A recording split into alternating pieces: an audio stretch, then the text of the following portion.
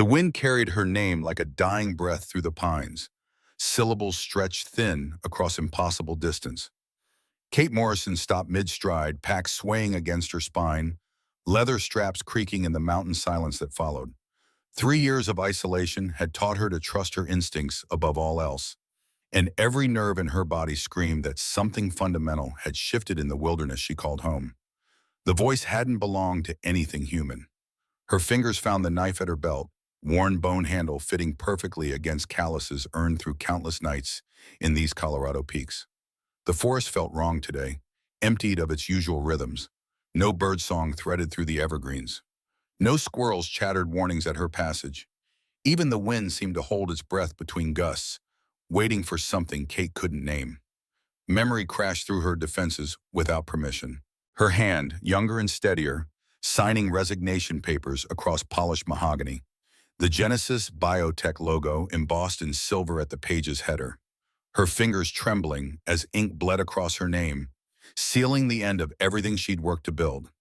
Dr. Vincent Cross, watching from across the desk, smile cold as surgical steel, already knowing she wouldn't walk through those glass doors again without consequence.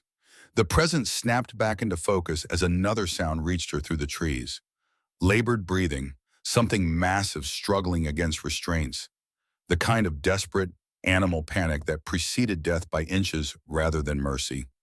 Kate pushed through a wall of frost-bent branches and stopped breathing entirely. The creature slumped against the lodgepole pine should have existed only in campfire stories parents used to keep children from wandering too deep into wild places. Easily 8 feet tall, even in its collapsed state. Shoulders broader than any man she'd encountered, covered in matted fur dark enough to swallow light. 3 ropes bit deep into thick wrists and ankles, professional knots securing it to the trunk with surgical precision. Her scientist's mind cataloged details even as her pulse hammered against her ribs. The ropes weren't hunter's cord. Military-grade synthetic fiber, UV-resistant, rated for loads exceeding 2,000 pounds. But what froze her marrow was the logo stamped into the metal buckles, cinching each knot tight. Genesis Biotech. The company she'd abandoned 3 years ago had found her wilderness sanctuary and left their signature branded into living flesh. Kate crept closer, boots crunching frost that had survived into late morning shadow.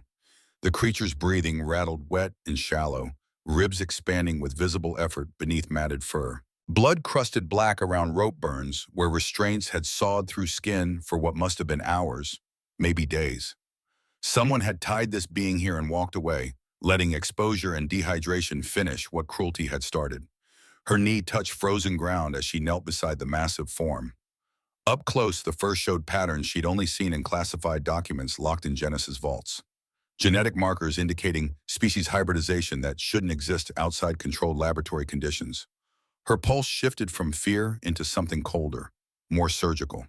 She reached toward the nearest rope, and the creature's eyes snapped open. Not animal rage burning behind those pupils, not the blank instinct of a predator registering prey. Intelligence swam through pain-clouded depths, measuring her with the kind of assessment Kate recognized from mirror reflections during her darkest nights.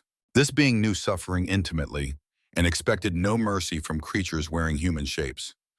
Kate's hand hovered over the rope as recognition slammed through her chest like voltage. The creature's left shoulder bore scarring in a pattern she'd committed to memory years ago, back when her hands had drawn genetic blueprints on digital screens and thought she was building medical miracles instead of living weapons. A001, Subject Alpha, the first stable cryptid human hybrid synthesis. The design she'd protested. The experiment Cross had insisted would revolutionize regenerative medicine. The abomination she'd walked away from before watching it achieve consciousness in some sterile Genesis laboratory. Her throat closed around words that wouldn't form. She'd told herself that leaving Genesis meant escaping complicity, that stealing encrypted files and vanishing into wilderness absolved her of responsibility for whatever horrors followed. The marking carved into this creature's flesh testified otherwise. She'd drawn the genetic architecture that made Subject Alpha possible.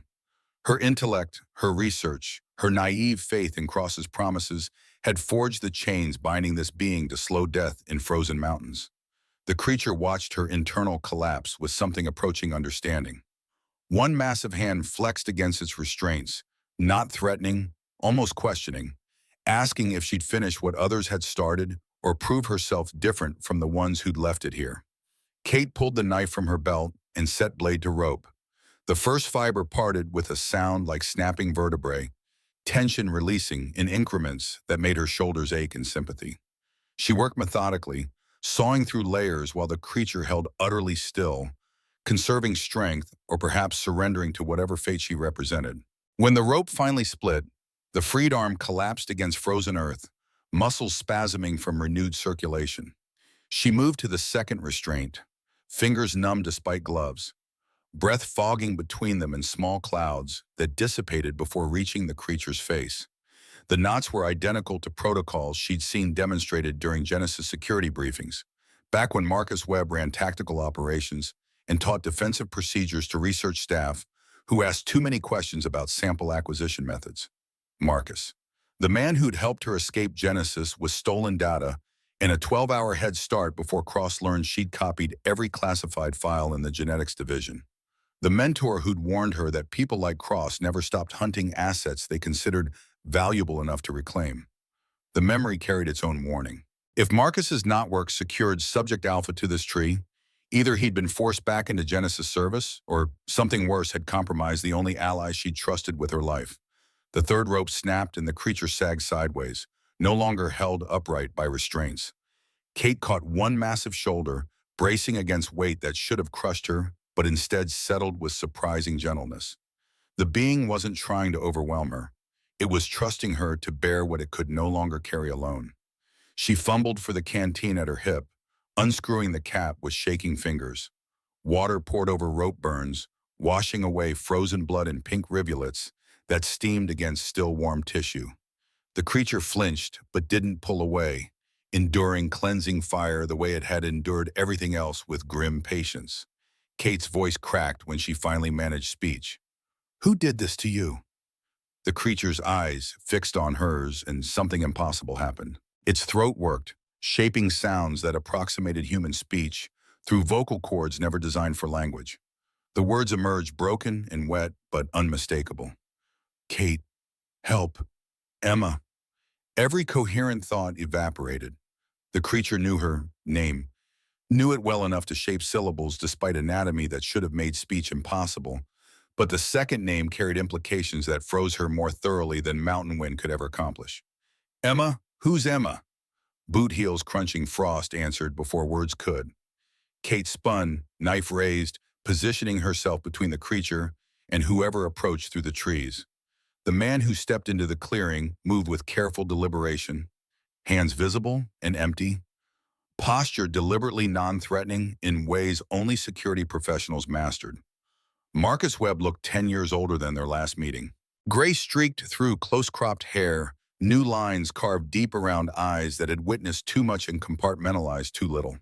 The Genesis tactical vest over his jacket carried no company logo, but Kate recognized the gear from old briefings. He'd come prepared for conflict. His voice carried the same steady calm she remembered, though strain cracked through around the edges. "Kate Morrison, thank God, they have my daughter." Understanding crashed through her in waves that left her dizzy. "What? Marcus, you—" "I helped Atlas escape." He gestured toward the creature with one scarred hand. "Genesis took Emma as punishment. She's 12 years old, Kate. They kidnapped her from school 3 days ago." Kate's grip tightened on the knife handle until leather grip bit into her palm. The implications assembled themselves with sickening clarity.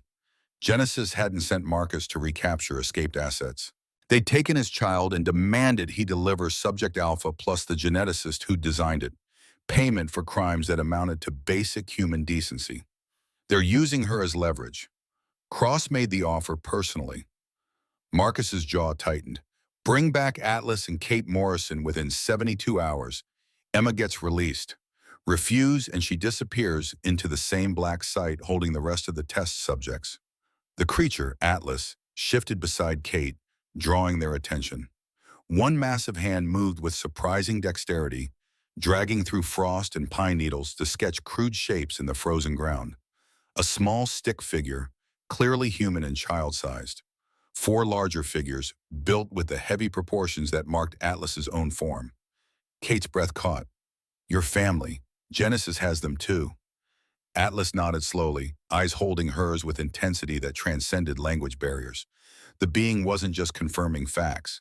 It was establishing connection, making clear that they shared something beyond immediate crisis. Both had loved ones held hostage by the same corporate machine that reduced living beings to experimental subjects and inventory line items. Marcus crouched beside the rough drawing, studying it with professional assessment before meeting Kate's gaze. After you left, Project Genesis escalated. Cross convinced the board to expand from theoretical research into live trials. They created 5 subjects using your baseline protocols: Alpha, Beta, Gamma, Delta, Epsilon. 2 died in captivity from complications. 2 weeks ago, I couldn't watch anymore. Helped Atlas escape, planned to free the others. Cross retaliated by taking Emma. I was supposed to bring you both back. Instead, I'm burning my life down. He pulled a folded photograph from his vest, edges worn from constant handling. A girl with Marcus's dark eyes and a smile that suggested she believed the world still held more wonder than cruelty. She's everything I have left, Kate. After her mother died, Emma became my reason for staying alive through every horrific thing Genesis called progress. Kate took the photo with numb fingers, studying the child's face and seeing a reflection of every choice that had led to this clearing. She'd designed the genetic architecture that made subjects like Atlas possible. Marcus had enabled escape that triggered Emma's kidnapping. Both carried culpability for different pieces of the same nightmare. Atlas touched Kate's hand where it held Emma's photograph, then placed the same hand over its own chest, a gesture of connection, of shared stakes. The creature was linking Emma's fate to its family's imprisonment, making clear that rescue wouldn't be exclusive or conditional. Everyone trapped in Genesis facilities deserved freedom, regardless of species or whose child they happened to be. Kate looked between Marcus and Atlas, seeing different expressions of the same desperation. The only man who'd helped her escape corporate slavery and the being her research had sentenced to existence as laboratory property. Both asking if she'd run again or finally stop running long enough to fight. She folded the photograph and tucked it inside her jacket pocket, next to her heart. Then we saved them all. Marcus exhaled something between relief and disbelief. Kate, Genesis has a full tactical division guarding those facilities. We're talking military-grade security, thermal imaging, response teams. I don't care. The words emerged colder than she'd intended, carrying 3 years of suppressed rage alongside morning frost. I built the cage. I'm tearing it down. Atlas struggled to its feet, movement stiff but determined. Blood still seeped from rope wounds, but the creature stood regardless, shoulders squared despite visible tremors. It pointed north with one massive hand, then tapped its own chest before gesturing toward Emma's photograph. Marcus translated the obvious. It can sense them, the other subjects, some kind of biological homing instinct Genesis engineered into the neural pathways. Kate's scientist mind caught the implications immediately. If Atlas could track its family's location, they wouldn't need Genesis facility maps or insider intelligence. The creature was a living compass pointed toward the very people they needed to rescue. Cross had designed subjects to find each other, probably assuming recovered specimens would lead hunters back to escaped assets.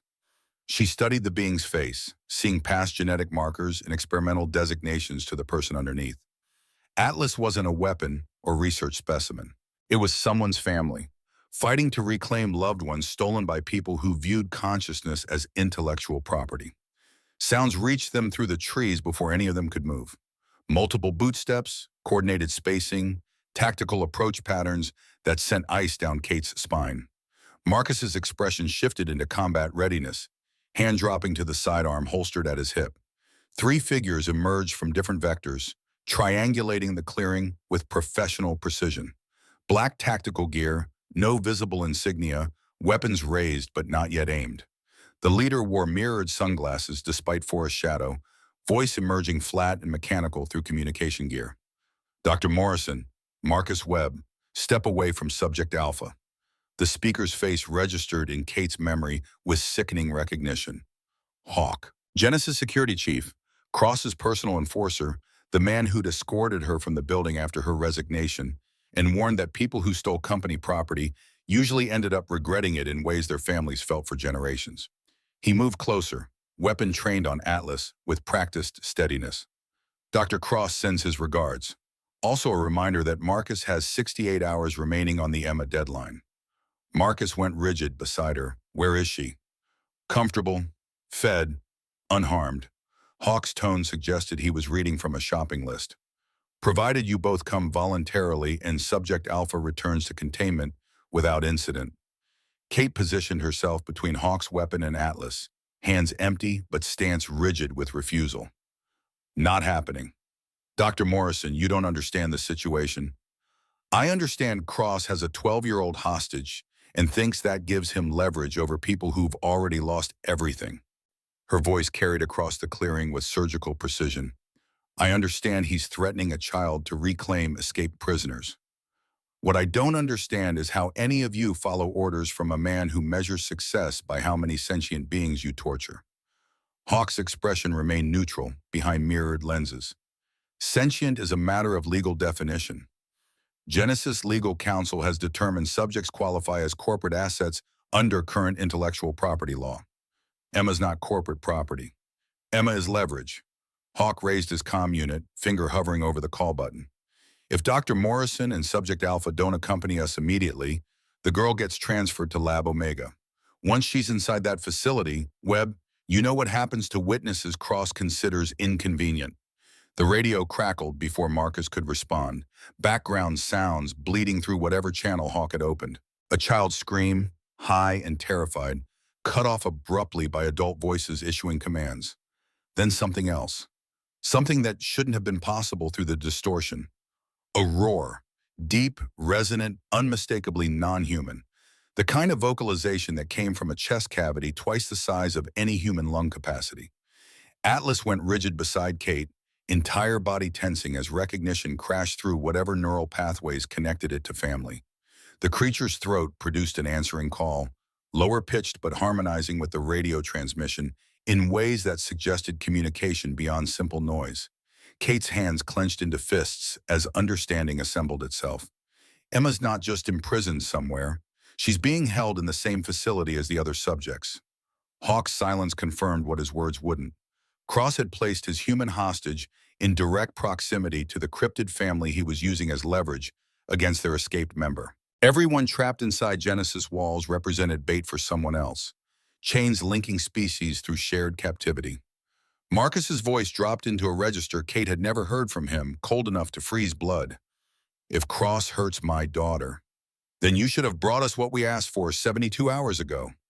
Hawk lowered the radio, professional mask slipping enough to show calculation underneath.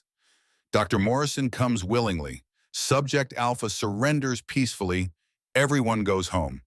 That's the only scenario where Emma Webb celebrates her 13th birthday. Kate felt Atlas tense beside her, muscles coiling for violence that would solve nothing except painting this clearing in blood that wouldn't bring anyone closer to rescue. She placed one hand on the creature's massive forearm, feeling corded strength barely restrained. No. The word emerged steady, carrying 3 years of running finally crystallized into standing ground. We're not trading ourselves for promises from a man who traffics in genetic slavery. Emma deserves better. So does Atlas's family. Hawk's hand moved toward his weapon. Marcus's hand moved faster, sidearm clearing holster with practiced efficiency that spoke to thousands of hours training under the same man now threatening everything he'd built his life around protecting. The standoff crystallized into impossible mathematics. 3 tactical operatives against 1 exhausted creature, 1 scientist carrying only a knife, and 1 security professional torn between mission parameters and moral lines drawn in frozen earth. Numbers favored Genesis until Kate factored in the variable that changed every calculation. Atlas hadn't tried to escape. Despite freedom from restraints and clear opportunity to vanish into mountain wilderness, the creature stood beside her and Marcus, choosing solidarity over survival. Whatever Genesis had done to its family, Atlas valued those bonds more than personal safety. That kind of loyalty deserved reciprocation. Kate pulled her knife again, not threatening Hawk, but making her position unmistakable. You tell Cross we're coming for them, all of them, and when we're done, there won't be enough left of his operation to sell for scrap." Hawk actually smiled behind his tactical gear. "Dr. Morrison, you designed the cage. You know how thoroughly engineered it is. Even if you reach Lab Omega, you'll never get inside. And if by some miracle you breach containment, Cross has fail-safes you can't imagine. Then I'll imagine harder." She gestured toward Atlas. This being just survived days restrained in sub-freezing temperatures. Its family has endured months in captivity. Emma's spent 3 days terrified in ways no child should experience. They've all survived your fail-safe so far. Maybe the weakness isn't in the prisoners. Something shifted in the air between them, tension ratcheting toward violence that would leave permanent marks on whoever survived it. Kate measured distances, angles, probability that she could close with Hawk before his team responded. Marcus was already moving, subtle weight shifts that suggested he was calculating the same geometry from professional experience. Atlas made the decision for all of them. The creature surged forward with speed that contradicted its injuries, not attacking but positioning massive bulk between Kate and the tactical team. One enormous hand swept out, catching Hawk's weapon and wrenching it upward as the operative's finger tightened on the trigger. Shots cracked through mountain air, shredding pine branches overhead and sending birds Kate hadn't realized were present exploding from cover in panicked clouds. Marcus fired twice, precise shots that took down Hawk's support team with center mass hits to tactical vests. Not lethal, but disabling, buying seconds that stretched into opportunity. Kate grabbed Marcus's arm, pulling him backward toward denser forest, while Atlas held ground against Hawk's attempts to recover his weapon. They ran, branches tore at exposed skin, roots threatened to trip every step, and behind them Hawk's voice carried through comm units already summoning reinforcement. But ahead lay wilderness.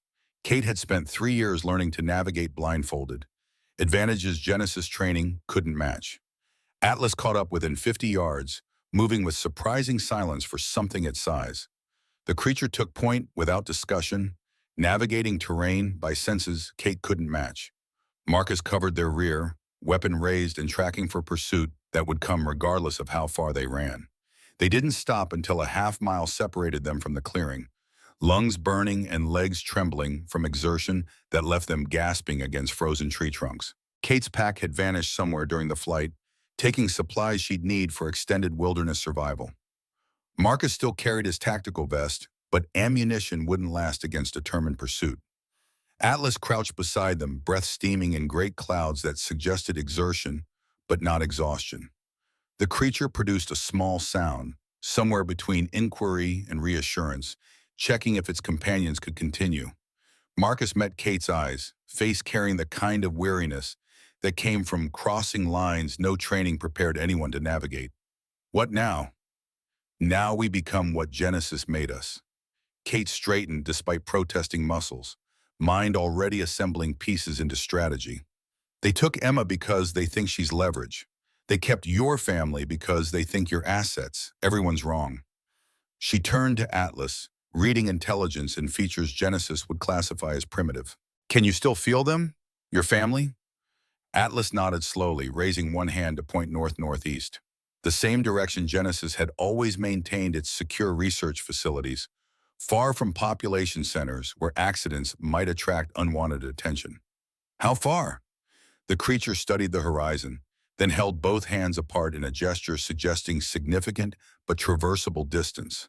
Maybe 15 miles, perhaps 20. Close enough that Atlas had probably heard its family's cries from this clearing when wind carried sound properly. Kate's throat tightened around implications. Atlas had been restrained within audible range of imprisoned loved ones, forced to listen while unable to help. Genesis' cruelty ran deeper than simple containment. Cross had designed psychological torture into the architectural layout. Marcus checked his weapon, counting remaining ammunition with practiced efficiency. Genesis will have full tactical teams guarding the facility. Thermal imaging, motion sensors, response protocols designed to contain exactly this kind of breach attempt. We're outgunned, outmanned, and running on rage instead of planning. Then rage will have to be enough. Kate pulled Emma's photograph from her jacket, studying the girl's smile until details burned themselves into permanent memory.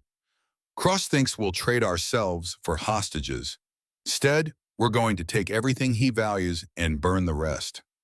Atlas touched the photograph with surprising gentleness, one massive finger tracing Emma's smile with care that suggested the creature already felt protective of the child it had never met. When it looked up, Kate saw something beyond intelligence or even understanding. She saw a recognition of shared purpose. They were family now, not through genetics or species classification, but through the bonds forged when people chose to stand against overwhelming force because surrender meant abandoning everyone who couldn't defend themselves. Marcus holstered his weapon with decisive finality. Then we do it smart, hit them when they were not expecting us, target their weaknesses, get Emma and the subjects out before Cross can implement whatever fail-safes he's threatening. Speaking from experience, Marcus, Cross doesn't make empty threats. Kate's voice carried 3 years of intimate knowledge about Genesis CEO psychology. If he says he has fail-safes, he means scorched earth protocols, self-destruct mechanisms, evidence elimination, witness disposal. The moment he realizes we're coming, everyone inside those walls becomes expendable. So we don't give him time to realize. Kate nodded slowly, pieces falling into place with mechanical precision. We move fast, hit hard, and pray Atlas's homing instinct gets us to the right facility before Genesis locks down every entrance. Atlas grunted affirmation, already rising and moving north with purpose that suggested it had been waiting for permission to hunt. The creature's entire demeanor shifted from injured prisoner to focused predator, trailing family scent through wilderness with single-minded determination. They followed, Kate and Marcus falling into rhythm beside each other that spoke to old training and older trust. Neither mentioned that this mission would probably end with all three of them dead or recaptured. Some truths didn't require acknowledgement. The sun tracked slowly across afternoon sky as they climbed higher into mountains that held Genesis secrets in frozen earth and stone. Behind them, Hawk's reinforcements would be coordinating pursuit with resources Kate couldn't match. Ahead, Emma waited in captivity alongside beings whose existence testified to humanity's capacity for cruelty, dressed in progress. Kate's thoughts drifted to classified files still encrypted on backup drives hidden in her abandoned cabin. Evidence that could destroy Genesis if it ever reached public attention. Testimony about genetic experiments conducted without consent or oversight, subjects created specifically to suffer and die in service of corporate profit margins. She'd stolen that data 3 years ago, planning to release it when timing felt safe. Now she realized safety was a luxury hostages couldn't afford. Emma didn't have time for Kate to wait for perfect circumstances. Atlas's family couldn't endure additional months while she assembled ironclad legal cases. Sometimes the right thing required abandoning perfect plans in favor of imperfect action. They reached a ridge overlooking the valley as sunset painted mountains in shades of blood and gold. Atlas stopped suddenly, entire body going rigid with tension that suggested prey finally sighting the predator's den. Kate followed the creature's gaze and felt her stomach drop. Genesis had built a fortress in the valley below, not the sterile glass and steel corporate campus she remembered from her employment, but a military-grade compound that wouldn't look out of place in classified overseas operations. Guard towers, thermal imaging arrays, prefabricated structures arranged in defensive perimeter around a central facility built partially underground. Helicopter pad, vehicle depot, enough infrastructure to support 50 personnel minimum. Marcus whistled softly between his teeth. That's not a research lab, that's a black site. Lab Omega, Kate's voice emerged hollow. Cross's private facility, the place he moves projects when they're too controversial for main campus oversight. She'd heard rumors about Lab Omega during her Genesis tenure, whispered conversations in break rooms about where discontinued experiments ended up. Most staff assumed the name referred to metaphorical termination. Looking at the Valley compound, Kate realized Cross had been more literal. Omega represented the endpoint, the place where Genesis work concluded one way or another. Atlas made a sound low in its throat, somewhere between mourning and fury. The creature could probably sense its family somewhere inside that fortress, close enough to reach but protected by layers of security designed specifically to contain beings with Atlas's capabilities. Kate studied the compound's layout, cataloging defenses with the same analytical precision she'd once applied to genetic sequencing. Every security measure represented a weakness if approached from unexpected angles. Guard rotation created temporal gaps. Thermal imaging couldn't penetrate properly insulated barriers. Even the most sophisticated response protocols assumed threats would follow predictable patterns. Genesis had designed Lab Omega to contain specimens trying to escape from inside. They probably hadn't planned for rescue attempts from outside by people who understood their security architecture intimately. Marcus crouched beside her, following her gaze across defensive positions. "We're going in tonight." Not a question. Statement of fact from a man who'd already sacrificed career and safety for principles that demanded immediate action, regardless of cost. Kate nodded slowly. "We go in tonight. We get Emma and Atlas's family out, and then we make sure Cross can never do this to anyone else." Atlas placed one massive hand on each of their shoulders, grip gentle despite strength that could crush bone. The gesture carried meaning beyond language. Gratitude, solidarity, promise that it wouldn't abandon them regardless of what horrors waited inside Genesis walls. They had perhaps 4 hours until full darkness. 4 hours to plan an assault against fortified position with minimal weapons, no backup, and every statistical indicator suggesting failure. 4 hours before they walked into the same nightmare they were trying to end. Kate met Marcus's eyes and saw her own resignation reflected there. This wasn't the smart play, wasn't the cautious approach that maximized survival odds. But Emma deserved parents willing to risk impossible odds, and Atlas's family deserved allies who wouldn't abandon them to corporate machinery that reduced consciousness to inventory. Sometimes heroism and stupidity occupied the same space, distinguished only by outcome, and who survived to write the history. The sun touched distant peaks, flooding the valley in light that made Genesis compound look almost beautiful. Security lights began activating as darkness approached, illuminating perimeter with harsh white glow that would make infiltration exponentially harder. Kate shouldered the rifle Marcus silently offered, checking the safety with hands that had once held pipettes and now held weapons. 3 years of hiding had taught her wilderness survival. Tonight would teach her whether running away or standing ground marked the person she'd become. Atlas moved toward the valley's edge, ready to descend the moment darkness fell. Marcus checked his remaining ammunition, face set in lines that suggested he'd already made peace with whatever came next.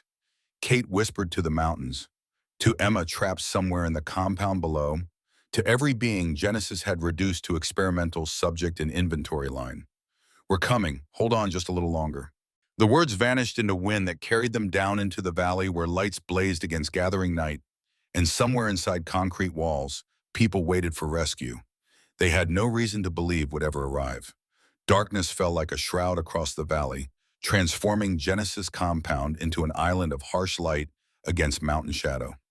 Kate descended the ridge with Marcus and Atlas, each footfall calculated to avoid loose stones that might cascade and announce their approach.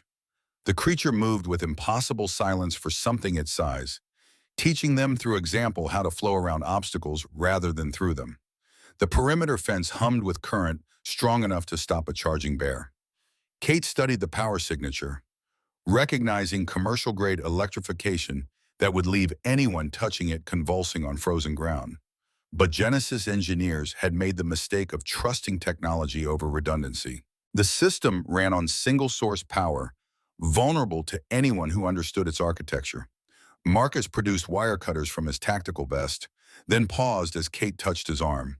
She gestured toward a junction box mounted on the nearest fence post, barely visible in shadow between security lights. Her fingers worked the access panel, bypassing locks she'd seen installed during her Genesis tenure when security upgrades had required research staff input on facility layout. The panel opened to reveal circuitry that hadn't changed in 3 years. Kate traced power flow with eyes that had once mapped genetic sequences and now mapped electrical pathways leading toward the same goal. She pulled 2 specific wires, crossed them, and watched perimeter lights flicker once before stabilizing. The fence current died in a 10-meter radius, invisible failure that monitoring stations wouldn't register for another 30 seconds before automated diagnostics flagged the anomaly. Marcus cut through chain link in that window, peeling back metal to create an opening just large enough for Atlas to squeeze through with inches to spare. They crossed into compound territory as security lights continued their patrol patterns, oblivious to the breach occurring in spaces their sensors no longer monitored. Kate led them toward the central structure, the underground entrance she'd seen from the ridge. Her Genesis keycard still hung from a chain around her neck, kept more from inability to discard the past than any expectation it might have functioned after 3 years. The entrance loomed ahead, reinforced doors set into concrete that descended deep beneath mountain stone. Atlas stopped suddenly, entire body tensing as if physically struck. The creature's hand rose to press against its chest, then pointed at the door with urgency that transcended language. They were close. Close enough that Atlas could feel family presence through whatever biological mechanism Genesis had engineered into cryptid neurology. The beings it had been separated from waited somewhere beyond that door, contained but alive. Kate approached the access panel, holding her breath as she swiped the keycard through its reader. The light flashed red once, twice, then cycled to green as locks disengaged with mechanical precision. Marcus stared. "How did that?" "Cross kept my credentials active." Kate's voice emerged hollow with realization. "He's been waiting for me to come back." The implications crystallized with sickening clarity. Every day since her escape, Cross had maintained her security access, knowing that eventually desperation or guilt would drive her toward Genesis facilities. He'd left the door open, baiting a trap with her own need to undo damage she'd helped create. She met Marcus's eyes, seeing understanding reflected there. They were walking into calculated ambush, proceeding anyway because turning back meant abandoning everyone trapped inside walls Cross had specifically designed to exploit their weaknesses.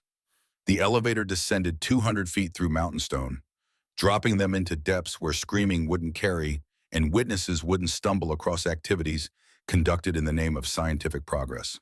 Fluorescent lights flickered to life as doors opened, revealing corridors so sterile they could have been transplanted from her memories of working late nights when only ambition and naivety kept her pushing genetic boundaries. Atlas moved forward with predator focus, trailing scent or sensation Kate couldn't perceive. They followed through passages that branched and reconnected in maze patterns that would have confused anyone lacking the creature's homing instinct. Marcus covered their rear, weapon raised, tracking for security personnel who should have intercepted them by now. The absence of resistance felt more threatening than opposition.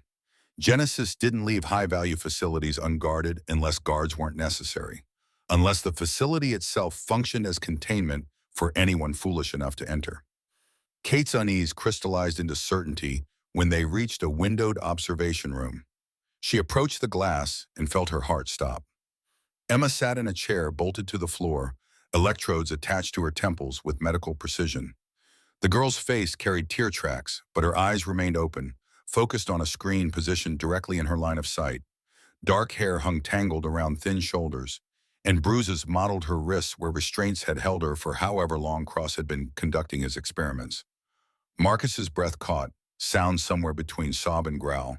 He moved toward the door, but Kate grabbed his arm, pointing at the sign mounted above the entrance. Observation Room 3, Empathy Response Testing.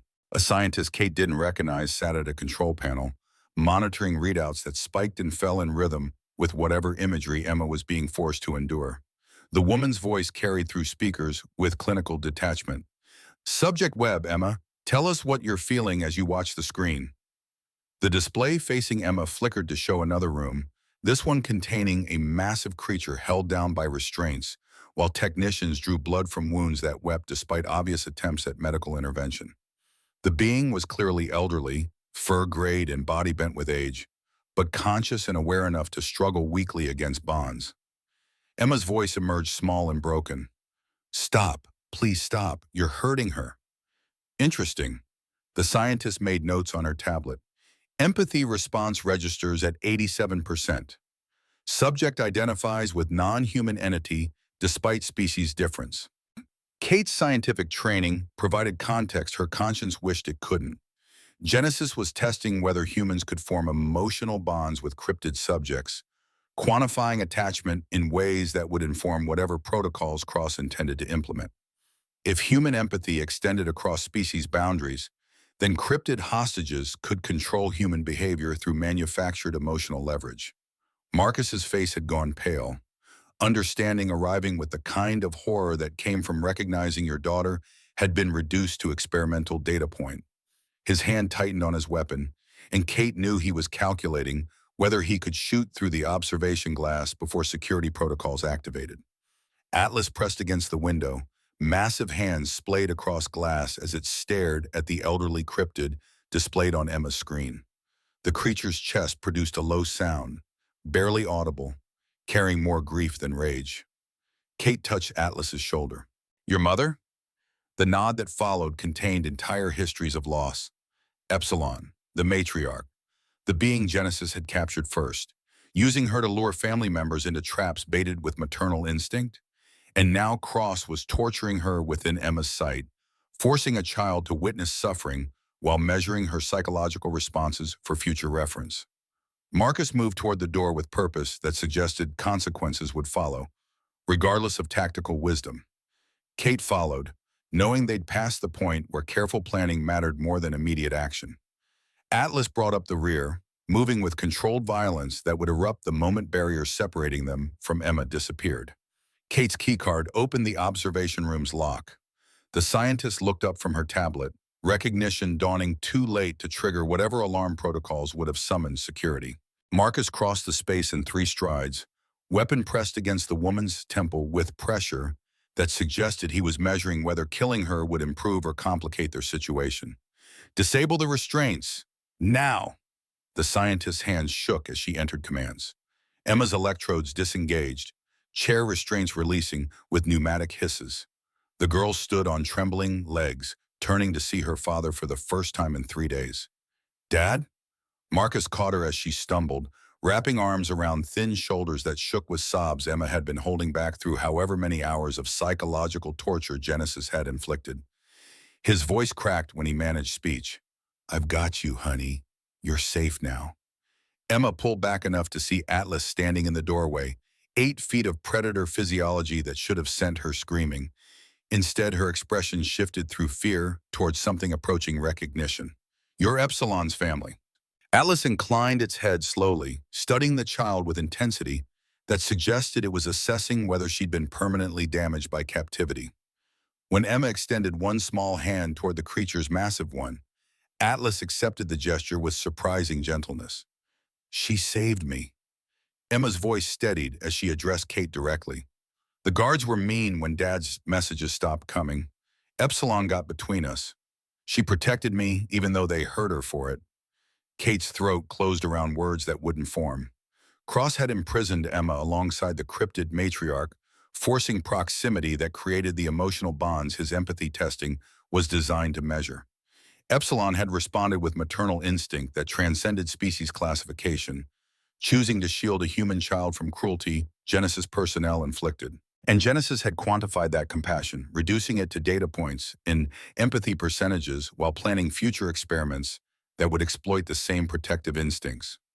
Marcus kept one arm around Emma while addressing the scientist Marcus still held at gunpoint. "Where are the other subjects?" The woman's eyes flicked toward a facility map displayed on her tablet. "Sublevel 3, containment cells. But you can't, we already are." Kate took the tablet, studying the layout that matched her worst expectations. Genesis had built Lab Omega as a vertical facility, descending through multiple sublevels with progressively more secure containment. The deepest level held what the map labeled as high-value assets and cells designed to contain beings with Atlas's capabilities. Atlas growled softly, recognizing something on the map Kate couldn't identify.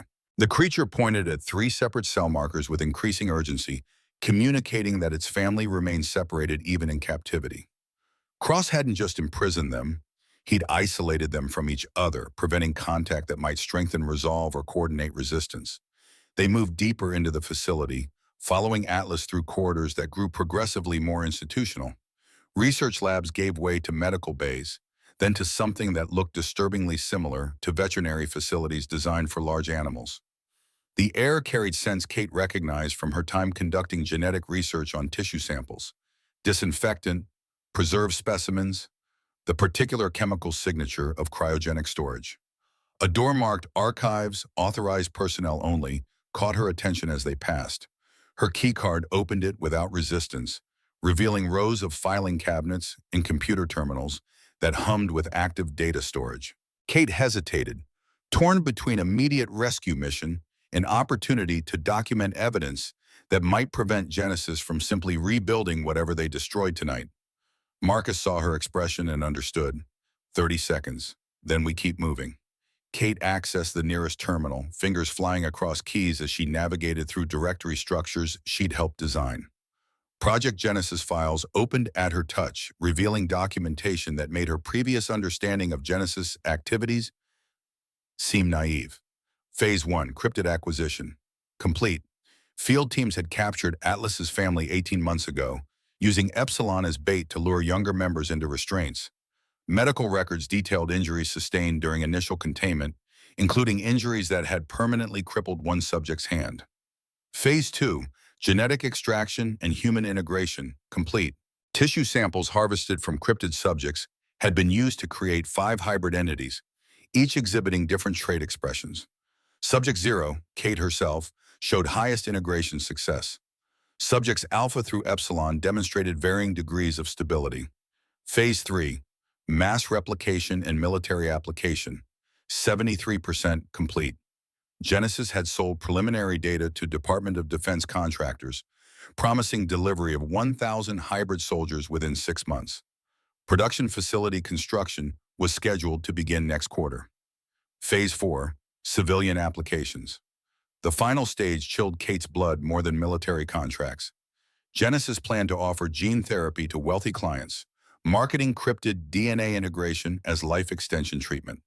Initial client list included senators, corporate executives, and foreign dignitaries willing to pay millions for unauthorized human experimentation. Kate's hands shook as she scrolled through names she recognized from news coverage and political briefings. People who shaped policy and controlled resources, all eager to purchase advantages genetics could provide, regardless of ethical cost. Cross had built an empire not just on military contracts, but on vanity and fear of mortality, selling evolution to anyone wealthy enough to afford it. A subfolder caught her attention, labeled with her own name. Kate opened it against instincts, screaming that some knowledge carried costs beyond bearing. Subject 0, Morrison Protocol. Her medical file from 5 years ago, before Genesis had hired her as research geneticist. Cancer diagnosis. Stage 3. Prognosis, 18 months without aggressive intervention. Recommended treatment. Experimental gene therapy combining targeted viral vectors with regenerative cellular stimulation. She'd believed every word when Cross had presented the opportunity. Believed she was receiving cutting-edge medical treatment that would save her life while contributing to legitimate research. The consent forms had been thorough, the medical team professional, and her desperation to survive had overridden questions about exactly what cellular sources were being integrated into her DNA. Cryptid DNA. Cross had injected her with genetic material harvested from beings whose existence she hadn't even believed in, transforming her into something neither fully human nor purely other. The neural enhancements that had made her brilliant enough to design Subject Alpha's genetic architecture? Side effects of cryptid integration? Her ability to survive 3 years alone in the mountain wilderness? Regeneration genes expressing themselves in ways medical science couldn't predict. Kate had spent years believing she'd escaped Genesis with her integrity intact. Instead, she'd been carrying their greatest achievement inside every cell, walking proof that human cryptid hybridization could work if introduced through mechanisms the host body didn't recognize as invasion. An attached document made her vision blur. Replication attempts, 23 failures. Cross had tried to recreate her success 24 times, injecting other terminal patients with similar protocols. None had survived integration, their bodies rejecting foreign DNA and cascading immune responses that resulted in death within weeks. Kate wasn't just a former employee Cross wanted recaptured. She was the only successful template, the living blueprint he needed to perfect mass hybridization protocols. Without her, Phase 4 remained theoretical. With her, Genesis could create thousands of people desperate enough to accept cryptid genes if it meant escaping mortality. Marcus's hand on her shoulder jolted her back to present awareness. Kate, we need to move. She closed the files, but not before initiating a background upload protocol that would copy everything to remote servers. The data transfer would take hours, running silently while Genesis remained unaware their secrets were bleeding into networks Cross couldn't control. Even if Kate died in this facility, evidence would survive to testify against everyone involved. They descended another level, entering spaces that felt less like research facility and more like prison. Containment cells lined both sides of the corridor, each fronted with reinforced glass that would stop anything short of military ordnance. And behind that glass, Atlas's family waited in isolation that Cross had designed to break spirit before killing body. Beta occupied the first cell, female and visibly pregnant despite captivity that should have prevented successful gestation. Her furs showed bald patches where tissue samples had been repeatedly harvested, and her eyes carried the kind of weariness that came from enduring pain without hope of relief. But when Atlas approached the glass, Beta's expression transformed into something that transcended species, a parent seeing their child alive when all evidence suggested orphaning. The second cell held Gamma, male and bearing scars that spoke to violent resistance against containment. His left hand ended in a stump wrapped in medical gauze, obviously amputated during captivity for reasons Kate could guess. Genesis would have wanted to study regeneration limits, testing whether cryptids could regrow lost limbs or if tissue damage remained permanent. Gamma had paid for that curiosity with permanent disability. Delta pressed against the glass of the third cell, younger than Atlas by several years and clearly terrified by months of imprisonment. The juvenile cryptid's fur remained thick and undamaged, suggesting Cross had been saving Delta for experiments that required pristine samples. Fear shone in eyes that tracked every movement, expecting pain from any source. Kate's keycard opened each cell in sequence, watching as Atlas's family stumbled into the corridor on legs that shook from disuse and malnutrition. Beta moved immediately to Atlas, pressing their foreheads together in a gesture that conveyed reunion words couldn't capture. Gamma stood beside them, one-handed but unbowed, shoulders squared despite everything Genesis had taken. Delta clung to Atlas's side, seeking protection from beings who represented family in ways captivity had tried but failed to erase. Emma watched the reunion with eyes still carrying electrode burn marks, understanding something fundamental about the beings Cross had classified as research assets. They love each other, just like people do. Marcus's arm tightened around his daughter's shoulders, and Kate saw him processing implications he'd tried to avoid during his Genesis tenure. These weren't animals to be studied. They were people, complete with family bonds and emotional complexity that made their suffering and Cross's cruelty equally unconscionable. Atlas gestured urgently, pointing back toward the level they'd descended from. Emma translated the obvious. Epsilon, she's still up there. They reversed course, following Atlas back to the medical bay where observation room screens had shown the matriarch being drained of blood and tissue. Kate's keycard opened door after door, each barrier falling away until they stood before the cell, holding Genesis's oldest captive. Epsilon lay on a medical table, IV lines running from both arms into collection bags that hung nearly full with blood dark enough to seem black under fluorescent lights. Age marked every inch of visible anatomy: fur gone silver, skin crepe paper thin, breathing shallow enough to suggest hours rather than days remaining. But consciousness persisted in eyes that tracked their entrance with awareness that hadn't diminished despite everything Genesis had extracted. Beta made a sound Kate had never heard before, anguish given voice in ways that transcended language barriers. The younger cryptid moved to the matriarch's side, massive hands trembling as they touched Epsilon's face with gentleness that belied their size. Atlas removed IV lines with surprising dexterity, stemming blood flow from puncture wounds that should have clotted but remained weeping. Epsilon's regeneration genes were failing, body finally succumbing to months of systematic harvesting that had drained life faster than healing could compensate. The matriarch's hand rose slowly, shaking with effort, forming shapes Kate suddenly recognized: sign language. Epsilon had learned to communicate using methods Genesis staff probably taught during early captivity, before Cross had decided verbal communication made subjects too obviously sentient. Her fingers spelled words with painful deliberation. Emma, brave, girl. Marcus's breath hitched. The cryptid matriarch had protected his daughter, and now with death approaching, Epsilon was reassuring him that Emma possessed strength to survive trauma Genesis had inflicted. Epsilon's gaze shifted to Atlas, hands forming more signs. Find, beta, delta, gamma, lead, family. Kate understood with crystalline clarity. The matriarch was passing authority to Atlas, naming the younger cryptid as new family leader. Epsilon wouldn't survive extraction from Genesis custody. Her body had given everything possible, buying time for family members through her own systematic destruction.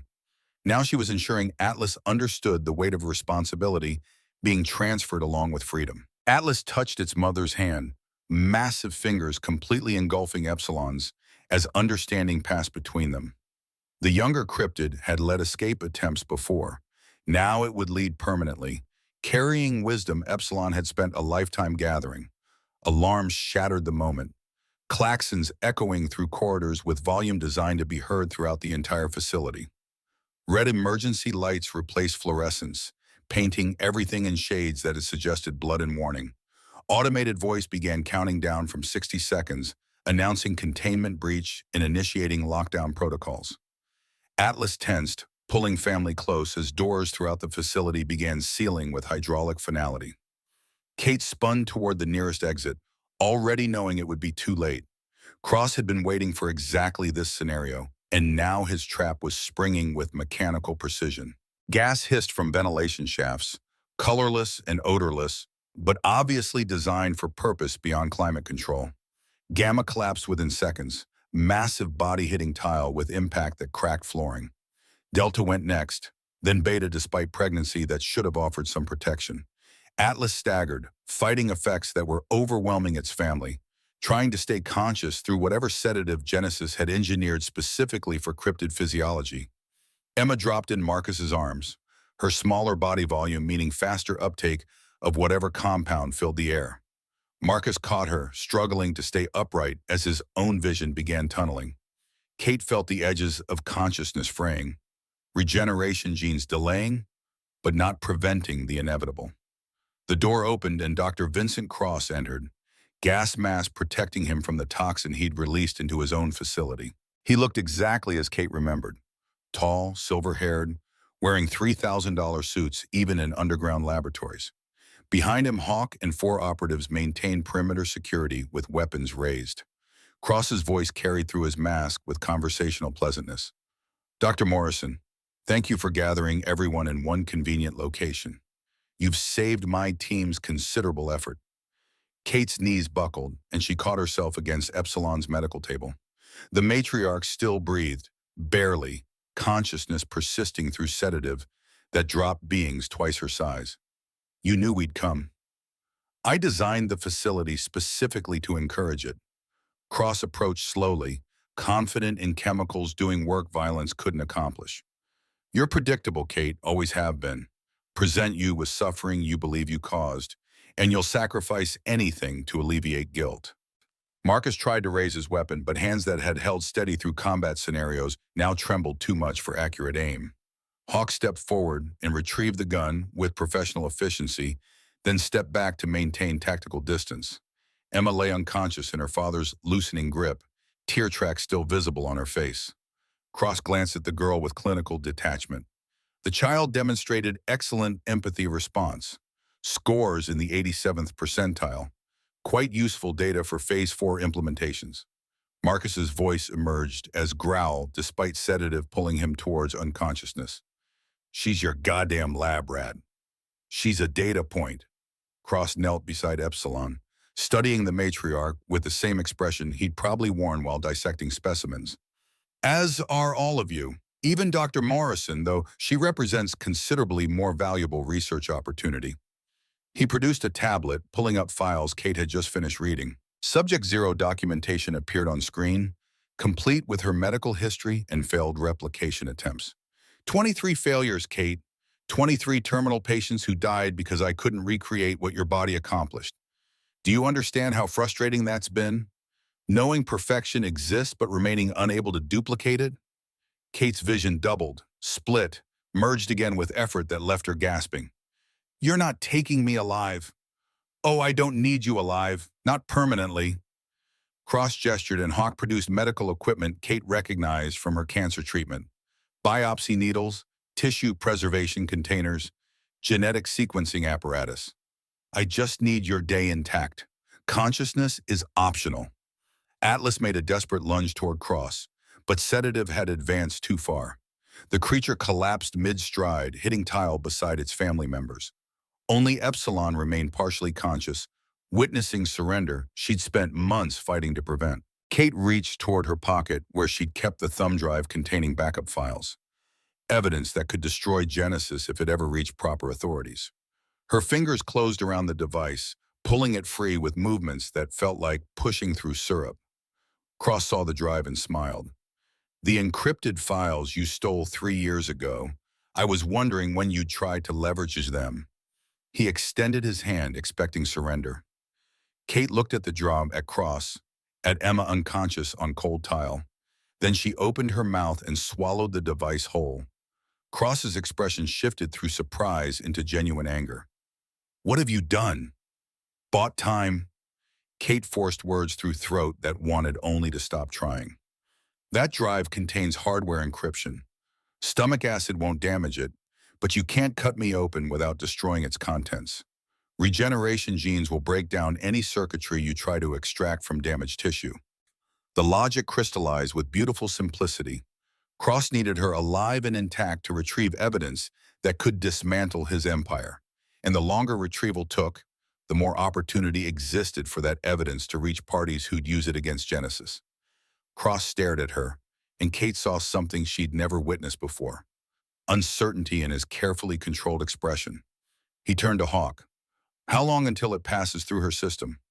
24 hours? Maybe 36 given her metabolism. Cross's jaw tightened. Fine. Sedate her carefully. No damage. Monitor everything. He glanced at Marcus and Emma. Put them in observation rooms. Webb watches his daughter undergo empathy testing until Morrison cooperates. Atlas stirred weakly on the floor, trying one more time to rise despite sedative flooding its system. Epsilon watched her child struggle, then made a decision that would echo through everything that followed. The matriarch's chest began glowing with bioluminescent patterns Kate had never seen documented in any Genesis research. Faint at first, then intensifying until Epsilon's entire body pulsed with light that seemed to originate from cellular level rather than surface anatomy. Cross stepped back, confused and suddenly wary. What is she? Epsilon's body released a pulse of energy that detonated every electronic device in the medical bay. Lights died instantly, plunging them into darkness broken only by emergency exit signs. The tablet Cross held sparked and went dead. Hawk's communication equipment fizzled into silence. Even the ventilation system stopped, cutting off sedative gas that had been maintaining their incapacity. Kate's head cleared as fresh air cycled through, regeneration genes processing remaining toxin faster than normal human metabolism could manage. Around her, Atlas and its family began stirring as gas effects diminished without constant reinforcement. Cross's voice carried through darkness with edge of panic Kate had never imagined hearing from him. Backup systems. Lights. But nothing responded. Epsilon's final act had generated an electromagnetic pulse strong enough to destroy every circuit in range, creating a window of opportunity her family might use to escape captivity Genesis had maintained for months. The matriarch's glowing faded, bioluminescence dying as rapidly as it had ignited. Her breathing stopped, chest falling still, with finality that needed no medical confirmation. Epsilon had converted her remaining life energy into weapon that gave her family fighting chance she'd never possessed. Beta screamed grief that shattered something fundamental in Kate's understanding of consciousness. The sound carried intelligence and emotional depth that made Cross's classification of cryptids as assets seem like the obscenity it had always been. Atlas surged to its feet despite lingering sedative, roaring challenge that echoed through dead facility. Gamma rose beside it, one-handed but ready for violence that had been denied too long. Delta stayed near Beta, protecting its pregnant sibling while she grieved. Hawk's team activated night vision equipment, green glow painting their faces in shades that made them appear inhuman. Cross had planned for power failure, ensuring his personnel maintained tactical advantage even when facility systems died. But he hadn't planned for rage. Atlas hit the first operative with force that sent the man flying into concrete walls hard enough to crack both. Gamma took the second, one massive hand closing around tactical vest and lifting the operative off his feet before slamming him back to tile. Delta surprised everyone by tackling the third juvenile fury, translating into surprising effectiveness. Hawk and his remaining operative backed toward the door, weapons tracking but unable to fire without hitting Cross in crossfire chaos. The Genesis CEO had positioned himself poorly, standing between his security team and the subjects they were supposed to be containing. Marcus grabbed Emma, cradling his daughter while staying low to avoid becoming collateral damage. Kate pulled Epsilon's body off the medical table, unwilling to leave the matriarch behind after sacrificing herself to create this opportunity. The elderly cryptid weighed less than Kate expected, body depleted by months of systematic harvesting. Atlas appeared beside her, gently taking Epsilon from Kate's arms. Grief filled the younger cryptid's expression, but survival instinct overrode mourning. Atlas cradled its mother with impossible tenderness, then moved toward the exit with family following. Cross reached for alarm panel on the wall, trying to manually trigger lockdown protocols that no longer functioned through dead electronics. Kate intercepted him, hand closing around his wrist with strength regeneration genes granted. "You wanted me back. Here I am." Their eyes met in darkness, barely broken by emergency lighting, and Kate saw her former mentor finally recognize she'd become something beyond his capacity to control or contain. He'd made her into a hybrid without consent, transforming terminal patient into genetic marvel. Now that Marvel was walking out of his facility carrying evidence that would destroy everything he'd built. She released him, stepping back as Atlas's family moved through the door into quarters beyond. Marcus followed with Emma, Hawk's remaining operatives too occupied with injured teammates to pursue effectively. Cross's voice followed them into darkness. "Morrison, you don't understand what you're destroying. Genesis represents humanity's evolution. We're building the future." Kate paused at the threshold, turning back toward the man who'd sentenced her to death while calling it salvation. "You're building atrocity, and I'm tearing it down." She triggered the manual control beside the door, the mechanical backup that didn't require electronics. Water began flooding from ceiling-mounted fire suppression systems, deluge that would fill the facility within minutes. Cross had engineered Lab Omega deep underground for security. Now those same depths would become drowning chamber as thousands of gallons found nowhere to go except down. Hawk saw what she'd done and grabbed Cross, pulling him toward the exit even as his CEO protested that critical research remained unsecured. Operatives abandoned injured teammates, survival instinct, overwhelming tactical protocols as water pressure increased exponentially. Kate ran. Through corridors filling ankle-deep already, up emergency stairwells where water cascaded like artificial waterfalls, following Atlas's massive form as the cryptid led them toward freedom through routes only homing instinct could navigate. Beta struggled with pregnancy weight, and Gamma helped support her while Delta cleared path ahead. Marcus carried Emma, muscles straining as he climbed stairs 3 at a time despite his daughter's weight. Kate stayed close, ready to take Emma if Marcus faltered, though he showed no sign of stopping until solid ground separated them from drowning tomb behind. Water chased them upward, hungry and relentless, flooding labs where Genesis had conducted research that would now dissolve into evidence prosecutors could never recover. Kate thought of Cross somewhere below, probably trying to save data while his facility collapsed around him, unable to accept that his empire was liquefying into nothing. They burst through ground-level exit into night air that tasted like freedom, despite cold that instantly numbed exposed skin. The valley sprawled before them, wilderness offering sanctuary Cross's technology couldn't reach. Behind them, Lab Omega's surface structure began collapsing inward as underground levels filled completely. Explosions echoed through mountainstone as electrical systems shorted beneath tons of water pressure, destroying whatever evidence remained of Genesis operations in brilliant flashes that lit the valley like premature dawn. Atlas set Epsilon's body down gently in frozen grass beyond facility perimeter, the matriarch's sacrifice complete. Beta knelt beside her mother, keening grief that made Emma stir in Marcus's arms. The girl woke slowly, disoriented and frightened, but her father's presence seemed to ground her enough that panic didn't overwhelm consciousness. Kate collapsed beside Epsilon, pressing fingers against the matriarch's neck in futile search for pulse she knew wouldn't exist. The elderly cryptid had converted her entire remaining life force into electromagnetic pulse, biological weapon, that Genesis research had never predicted or prepared to contain.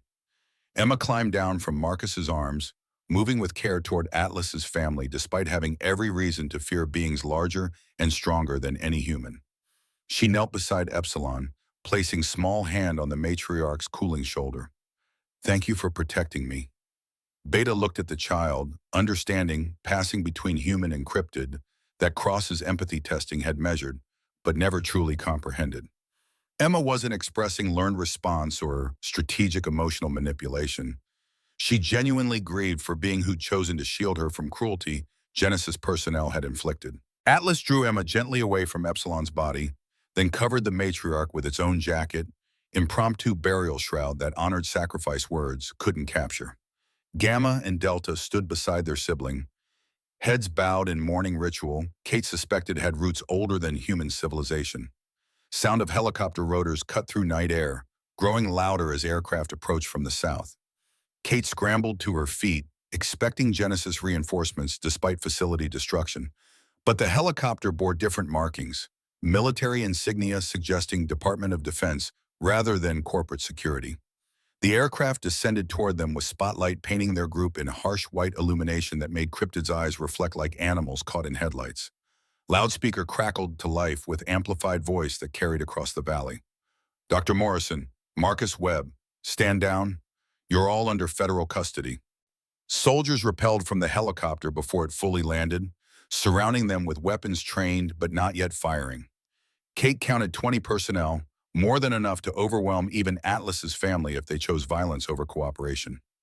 The officer who approached wore Colonel's insignia and expression, suggesting he'd seen enough horror during his career that Genesis operations wouldn't surprise him.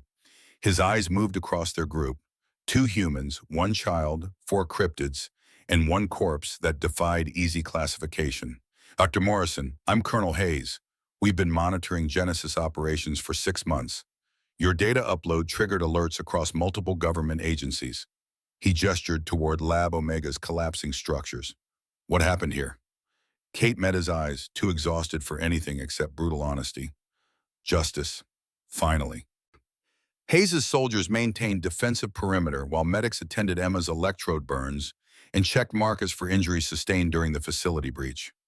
Kate stood apart, watching Atlas's family mourn Epsilon under spotlights that transformed their grief into something resembling theater. The military presence felt invasive in ways combat hadn't, turning private loss into documented incident, complete with photographers recording evidence for tribunals that might never convene. Emma pulled away from the medic treating her temples, moving back toward Beta despite her father's protests. The pregnant cryptid watched the child approach with wariness that dissolved when Emma placed small hands on Beta's rounded belly. "The baby's still okay. I can feel it moving." Beta's expression shifted into something Kate recognized despite species differences, maternal gratitude from one potential mother to another. The cryptid's massive hand covered Emma's gently, acknowledging connection that transcended the empathy testing Genesis had tried to quantify. Hayes approached Kate with tablet displaying data streams she'd initiated from Lab Omega's archives. "Your upload is causing significant disruption, Dr. Morrison. Genesis senior staff are being arrested as we speak.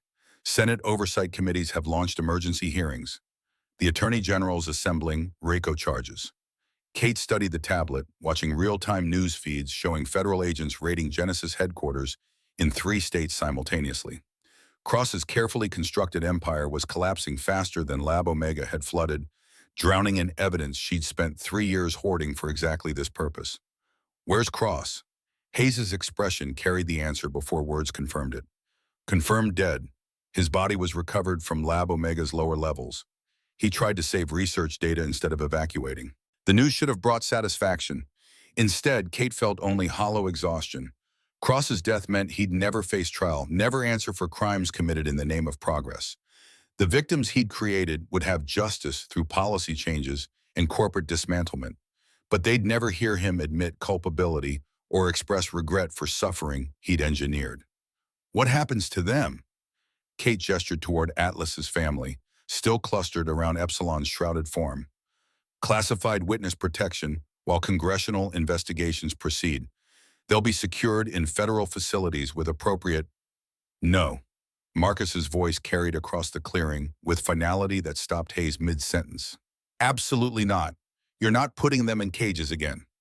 Mr. Webb, these beings represent unprecedented biological discoveries. Multiple agencies want access for study. They're people. Emma stepped forward despite Marcus's attempt to hold her back, facing the colonel with courage that made her father's protective instincts war with pride. Epsilon died protecting me. Beta comforted me when I was scared. They're not discoveries or assets. They're a family. Hayes studied the girl, conflict visible in features that suggested he'd spent career following orders regardless of personal opinion. But Emma's testimony carried weight his training hadn't prepared him to dismiss. She'd been Genesis' prisoner, forced to undergo psychological torture while measuring her emotional responses. Her assessment of cryptid personhood came from intimate experience rather than theoretical debate. The law doesn't recognize non-human consciousness as, then the law is wrong. Kate moved to stand beside Emma, presenting united front that included the child Genesis had traumatized and the woman Genesis had transformed without consent. Epsilon demonstrated self-sacrifice to save others. Beta protected a human child at personal cost. Atlas coordinated escape and rescue despite being tortured for months. If consciousness means anything, it means recognizing these beings possess it completely. Hayes's radio crackled with incoming transmission. He stepped away to receive privately. Kate watched him listen, expression shifting through surprise towards something approaching resignation. When he returned, his posture had changed subtly. That was Pentagon Command. Genesis files you uploaded include documentation of Defense Department contracts. Senators are already demanding investigations into how military funding supported illegal genetic experiments. He paused, measuring his next words. Orders have changed. You are not being detained. None of you. Marcus's eyes narrowed. What changed? Political reality. Holding you makes the military complicit in Genesis operations. Releasing you makes us look like we're cooperating with congressional oversight. Hayes gestured toward his soldiers. You're free to go, but understand, other agencies will come looking. Genesis wasn't the only organization conducting cryptid research. The implication crystallized with sickening clarity. Kate had destroyed one company, but Hayes was suggesting the problem extended beyond corporate boundaries into government programs that would continue regardless of Genesis's collapse. How many others? Hayes pulled up files on his tablet, displaying logos Kate recognized from biotech industry conferences and classified research partnerships. 7 major operations that we know about: Project Renaissance, Project Lazarus, Project Titan, all using cryptid DNA for various applications ranging from regenerative medicine to enhanced combat performance. Kate's regeneration genes suddenly felt less like personal miracle and more like blueprint others would replicate regardless of ethical cost. Genesis had failed to recreate Subject Zero success, but 7 other programs meant 7 more opportunities for researchers to perfect hybridization protocols. They'll come for me, for Atlas's family. We're proof it works. Eventually. Hayes met her eyes with surprising directness, which is why I'm giving you 48 hours before I report your location. Get somewhere they can't find you easily. Marcus stepped forward, still holding Emma close. Why help us? Because I have a daughter your age. Hayes glanced at Emma, seeing his own child in her electrode burns and haunted expression. I've spent 20 years following orders, telling myself the mission justified the methods. Watching your daughter testify just reminded me that some orders deserve disobedience. He produced keys to a military transport truck parked beyond the helicopter, pressing them into Marcus's palm. Supplies in the back, medical gear, food, winter equipment. Head north, deep wilderness. I'll report the truck stolen during chaos of Lab Omega's collapse. Kate accepted the gesture while calculating its insufficiency. 48 hours would place them perhaps 200 miles into mountain ranges that might delay pursuit but wouldn't prevent it indefinitely. Eventually, Project Titan or Renaissance or Lazarus would locate them through methods Genesis had pioneered. Atlas approached Hayes slowly, towering over the colonel but moving with careful deliberation that suggested awareness of how threatening it appeared. The cryptid extended one massive hand, not aggressive but offering gesture that transcended species. gratitude between beings who understood sacrifice and unexpected mercy. Hayes shook Atlas's hand with visible discomfort that gradually transformed into something approaching acceptance. When he pulled away, his expression carried the kind of realization that arrived when abstract concepts crystallized into personal understanding. He'd just shaken hands with being military contracts classified as asset, sharing moment of recognition that couldn't be documented in reports or explained to superiors who'd never stood in valley watching Cryptid mourn its mother. They loaded Epsilon's body into the transport with reverence that felt inadequate for being who'd sacrificed everything to save her family. Beta rode in back with the matriarch, refusing to leave despite pregnancy that made the journey uncomfortable. Gamma and Delta positioned themselves protectively, creating barrier between Epsilon and anyone who might disturb final vigil. Emma climbed into the front beside her father, exhaustion finally overwhelming adrenaline that had sustained her through rescue and facility destruction.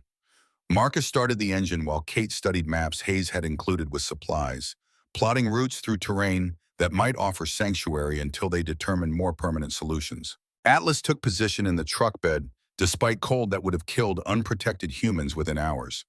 The cryptid's physiology adapted to temperature extremes Genesis had exploited during captivity, and now those same adaptations enabled it to serve as guardian during transport. They drove north as dawn-painted mountains and shades that made destruction behind them seem distant and almost beautiful. Hayes watched them depart with expression, suggesting he understood his career had just ended through choices that felt more correct than any order he'd followed previously. The valley disappeared behind ridgelines as they climbed toward elevations where civilization thinned into scattered outposts populated by people who'd chosen isolation over convenience. Kate recognized the territory from her years hiding after leaving Genesis, landscapes that offered protection to anyone willing to endure hardship in exchange for privacy. Emma slept against Marcus's shoulder, breathing steady enough to suggest her body was processing trauma Genesis had inflicted. Marcus drove with single-minded focus, knuckles white on steering wheel, jaw clenched against emotions he couldn't afford to express, while his daughter needed him stable. Kate broke the silence after 2 hours. "I'm sorry I brought this into your life." Marcus's response emerged after a long pause. "You didn't bring it. Genesis did. You just gave us chance to fight back. Emma will carry scars. Emma's alive because you came back." His voice cracked slightly before steadying. "I thought I was protecting her by staying quiet, following orders, pretending I didn't see Genesis' horrors. Instead, I made her target. You taught me that silence isn't safety, it's complicity." They stopped at abandoned ranger station Kate had used during her wilderness years, structure still intact despite years without maintenance. Atlas's family emerged from the truck carefully, Beta moving slowly as pregnancy complicated mobility. Gamma helped Delta unload supplies while Kate assessed the building's condition. The station would suffice for immediate shelter while they planned next moves. Solar panels Kate had installed during her residence still functioned, providing enough power for basic necessities. Water pump connected to underground spring remained operational. The building could house them temporarily, though long-term sanctuary required deeper wilderness than roads could access. Emma woke as Marcus carried her inside, blinking against sunlight streaming through windows Kate had boarded over years ago. The girl's first words emerged soft but clear. "Can we stay here?" Marcus set her down gently, crouching to meet her eyes at level that acknowledged she deserved honest answers. "For now, until we find somewhere safer. Somewhere they can't find us." Emma glanced toward Atlas's family, understanding flowing from traumatic education Genesis had provided. "They'll keep coming, won't they?" Kate wanted to lie, to offer reassurance that would comfort child who'd already endured enough truth for a lifetime. But Emma deserved respect that came from treating her as intelligent survivor, rather than helpless victim. "Yes, other organizations will try what Genesis attempted. We destroyed one company, but the research Hayes mentioned means cryptid DNA is valuable to people with resources for long hunts. Then we have to keep moving." Emma's voice carried resignation beyond her years. "Like refugees." The parallel struck Kate hard. They were refugees, displaced by corporate greed and governmental complicity into existence defined by flight from forces that viewed their lives as means rather than ends. Emma had joined that category through her father's conscience, and now the child understood she'd traded normal childhood for perpetual vigilance. Beta approached Emma slowly, moving with careful deliberation that suggested awareness of how pregnancy made her appear more threatening. The cryptid extended one massive hand palm up, offering comfort through gesture that required no translation.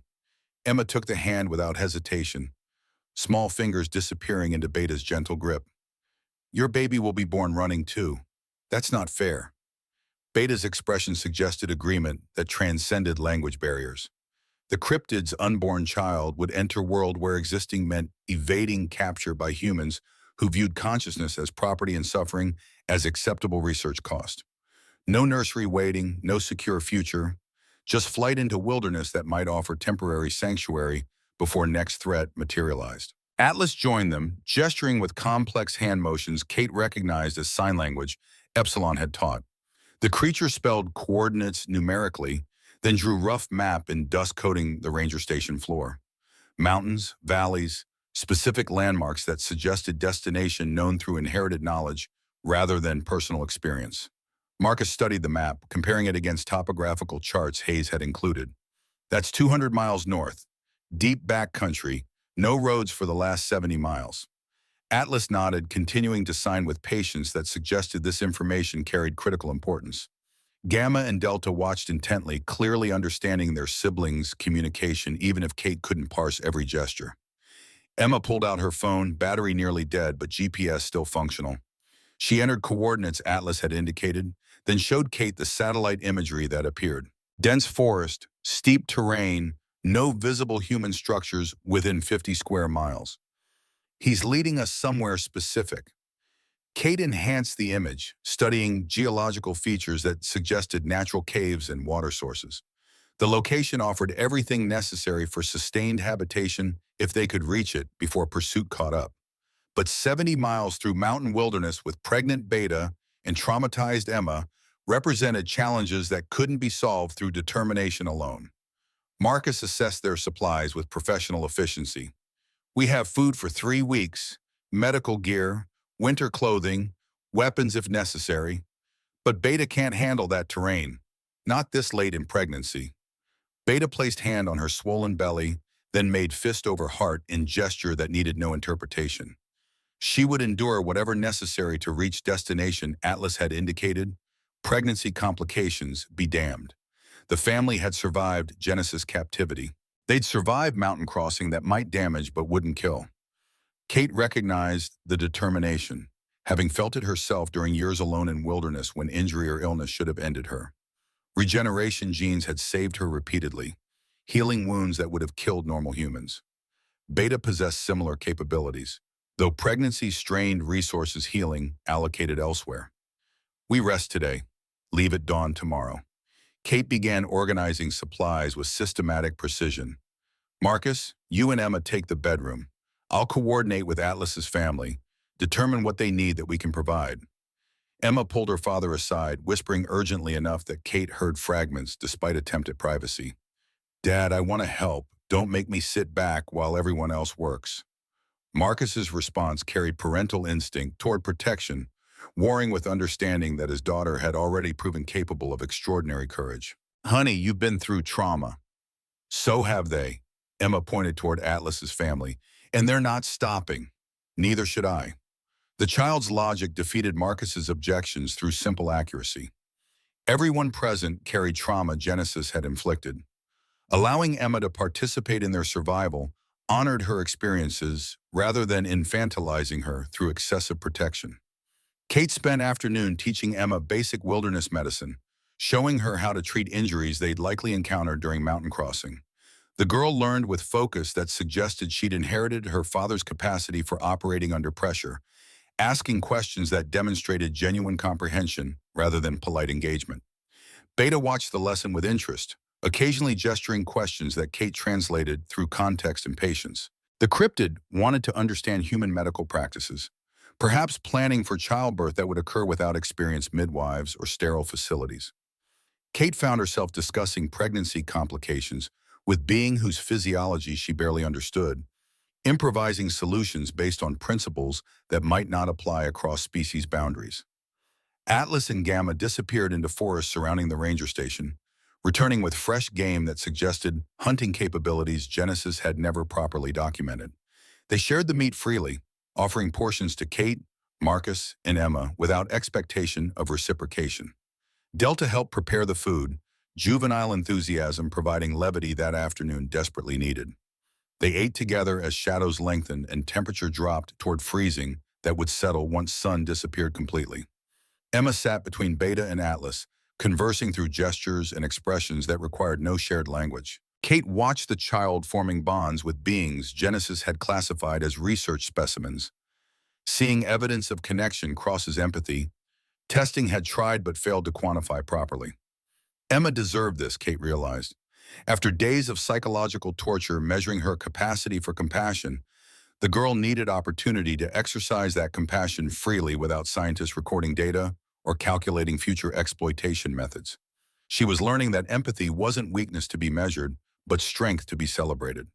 Night brought cold that drove them inside where solar-powered heaters struggled to maintain livable temperature. Atlas's family huddled together in the main room, body heat combining to create microclimate that proved more effective than technology. They invited Emma into their warmth, and the child accepted without hesitation despite her father's visible concern. Kate stood watch at the window, scanning darkness for pursuit she knew would eventually materialize. Hayes had given them 48 hours. Half that time had already elapsed in travel and rest that couldn't be avoided. Tomorrow they'd begin trek into wilderness, racing against deadline that would expire regardless of whether they reached safety. Marcus joined her vigil, rifle resting across his lap. Think Hayes will keep his word? Yes, but others won't wait for his report. Kate thought about the 7 programs Hayes had mentioned, organizations with resources and motivation to locate them. Project Titan probably has intelligence sources inside military command. They'll know we're free within hours. Then we're operating on borrowed time. We've been operating on borrowed time since the moment you helped Atlas escape. Kate met his eyes, seeing acceptance there. Cross took Emma to punish your disobedience. Other organizations will view us as threats requiring elimination or assets requiring acquisition. Either way, we can't stop moving until we find sanctuary they can't penetrate. If such sanctuary exists. Atlas seems to believe it does. Kate gestured toward the cryptid, currently serving as living pillow for Emma's exhausted form. Epsilon passed knowledge before dying. Those coordinates represent more than random wilderness. Its destination with significance. Marcus studied the creature holding his daughter with gentleness that contradicted every military briefing he'd received about cryptid threat levels. You think there are more of them? A community? Epsilon was elderly. Beta is pregnant. They reproduce, which means population beyond 5 captive specimens. Genesis found 1 family. Probability suggests others exist, hidden deeply enough that decades of human expansion haven't discovered them. The implication carried hope Kate hadn't allowed herself to feel since leaving Genesis 3 years ago. If cryptid populations persisted despite human encroachment, then Atlas's family wouldn't face extinction through corporate exploitation. They could reunite with their own kind, disappearing into societies that had survived centuries without human knowledge. But that reunion required reaching coordinates Atlas had indicated, and 200 miles of mountain wilderness stood between present location and potential sanctuary. Dawn arrived with frost so heavy it resembled snow, transforming landscape into white cathedral that made their departure feel ceremonial. They loaded the truck with supplies they'd need for the journey, abandoning everything non-essential to lighten load. Beta insisted on walking beside the vehicle rather than riding, either preserving space or unwilling to separate from Earth during late pregnancy. Emma packed her belongings with efficiency that suggested she understood possessions mattered less than mobility. She kept only clothing, basic necessities, and photograph of her mother that Marcus had managed to preserve through years of single parenthood. Everything else got abandoned in ranger station that would stand empty until next refugees needed shelter. They drove until the road ended in washed-out bridge that would require 4-wheel drive vehicles to cross. Beyond that point, wilderness began in earnest. No trails, no structures, nothing except mountains and the families desperate enough to hide within them.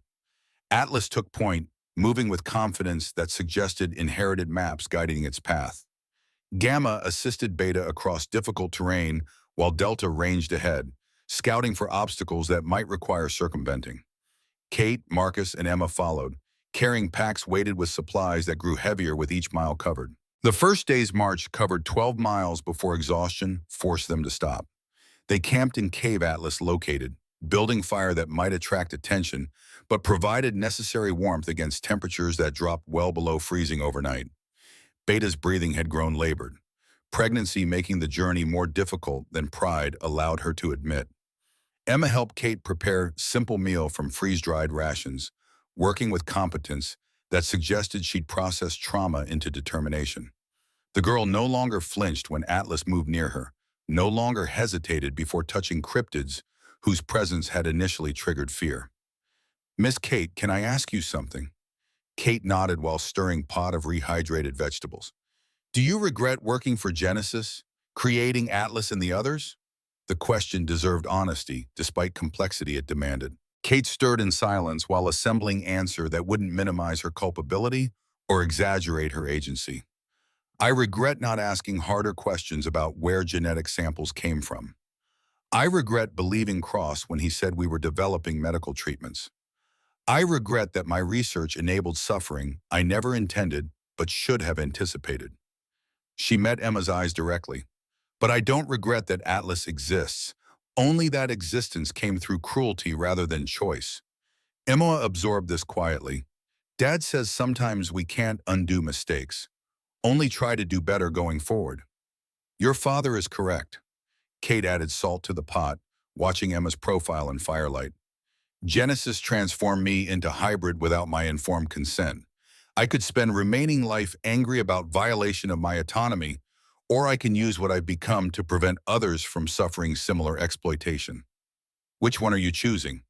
"Both. I'm angry and purposeful. The anger fuels the purpose." Emma smiled slightly, expression carrying wisdom beyond her years. "Epsilon was angry too. I could see it in her eyes when guards hurt her. But she chose to protect me instead of attacking them. Her anger became my safety." Kate pulled Emma close, feeling the child's weight against her side. "You're very brave. Braver than most adults I've known." "I don't feel brave. I feel scared all the time. Bravery is an absence of fear. It's continuing despite fear paralyzing you." Kate stirred the pot again, checking if vegetables had softened sufficiently. "You watched Epsilon suffer. You endured Genesis testing, measuring your empathy.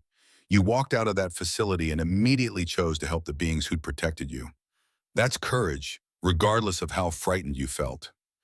Emma leaned into the embrace and Kate felt trembling that suggested the girl had been holding herself together through force of will. Now, momentarily safe and warm, Emma allowed herself to feel the terror she'd been suppressing. They held each other while dinner cooked, and Marcus maintained watch, and Atlas's family rested from days' exertions. The moment stretched into something Kate hadn't experienced since losing everything to Genesis. Family, forged not through genetics, but through shared survival and mutual protection. The next 4 days blurred into exhausting routine of hiking, camping, treating blisters and minor injuries that accumulated despite careful navigation. Beta's condition worsened progressively, and by the 5th morning, she could barely walk without assistance. Kate examined her as thoroughly as possible given limited equipment and complete ignorance of cryptid physiology. "She's in early labor. Stress from the journey triggered it." Marcus's expression went grim. "We're still 40 miles from Atlas's coordinates. She can't make it that far if she's giving birth." Atlas knelt beside Beta, touching her swollen belly with tenderness that conveyed both fear and determination. Gamma and Delta pressed close, offering physical support their pregnant family member desperately needed. Emma approached carefully. "Can we deliver the baby here?" Kate considered options that ranged from inadequate to impossible. They occupied clearing with minimal shelter, supplies designed for travel rather than childbirth, and no knowledge of cryptid obstetrics beyond assumptions based on human pregnancy. Delivering Beta's baby here might save the infant, but could kill the mother through complications Kate wouldn't recognize until too late. But continuing toward Atlas's coordinates while Beta labored risked both lives through exposure and exhaustion. "We deliver here. Marcus, I need you to build better shelter. Emma, Help me prepare medical supplies. They worked with frantic efficiency, constructing lean-to from emergency tarps, while Kate sterilized equipment and prayed she remembered enough obstetric procedures from medical school rotations decades ago. Beta's contractions intensified throughout the afternoon, and by sunset she was clearly suffering, despite attempts to hide pain from family watching helplessly. Atlas held Beta's hand through contractions that shook her massive frame, offering comfort through presence since no one present understood her physiology well enough to ease her agony. Gamma and Delta maintained vigilant watch, protecting their vulnerable family from threats that might exploit Beta's incapacity. Night brought complications Kate had feared, bleeding excessive enough to suggest hemorrhage that would kill Beta within hours without intervention. She worked desperately, using equipment designed for human emergencies on anatomy she barely understood, improvising solutions based on principles that might not apply. Emma held flashlight steady despite her own exhaustion, providing illumination Kate needed to see what she was doing. Marcus stood guard with rifle, ready to defend their makeshift birthing center from any threat attracted by Beta's cries. Hours blurred into agonizing uncertainty until sudden infant wailing announced arrival Kate wasn't sure would occur. Beta cradled her newborn with exhausted relief, crimson-stained but alive. The baby appeared healthy despite premature delivery, already demonstrating impressive strength as it nursed from its mother. Atlas touched the infant with shaking fingers, awe transforming its features into something that made Kate's throat tighten. New life emerging from context of so much death and suffering represented hope she'd stopped believing possible. Emma approached the baby slowly, asking silent permission that Beta granted through tired nod. The girl reached out, touching tiny hand that closed around her finger with grip that suggested future strength. She's perfect. Kate cleaned up bloody supplies while exhaustion threatened to overwhelm her remaining consciousness. They delivered cryptid infant in mountain wilderness using improvised equipment in zero proper training. The baby survived, Beta survived, and somehow they'd managed medical miracle that should have been impossible. They rested for 2 days, allowing Beta to recover enough strength for continued travel. The new mother refused to wait longer despite Kate's concerns, understanding that every hour delayed meant increased risk of discovery. She could carry her infant and walk simultaneously. That would suffice. The final 30 miles passed an exhausted blur of climbing, resting, treating injuries that accumulated faster than healing could resolve. Emma's feet bled inside boots, Marcus's shoulders bore bruises from pack straps, and Kate's regeneration genes worked overtime repairing damage accumulated through 5 days of brutal hiking. But Atlas's determination never wavered. The cryptid pressed forward, driven by inherited knowledge that sanctuary waited ahead if they could endure until reaching it. On the 7th day, they crested a ridge and Atlas stopped suddenly, entire body going rigid. Below them, hidden valleys spread across landscape that had somehow escaped human detection. Structures built into rock faces, gardens cultivated despite elevation, smoke rising from chimneys that suggested habitation, and dozens of cryptids moving through the valley with ease that spoke to generations living undisturbed. Atlas roared greeting that echoed across the valley, and answering calls rose from below. Cryptids emerged from structures, looking up toward the ridge where Atlas's family stood silhouetted against Swan. Emma's voice emerged in a whisper that carried absolute wonder. They're not alone.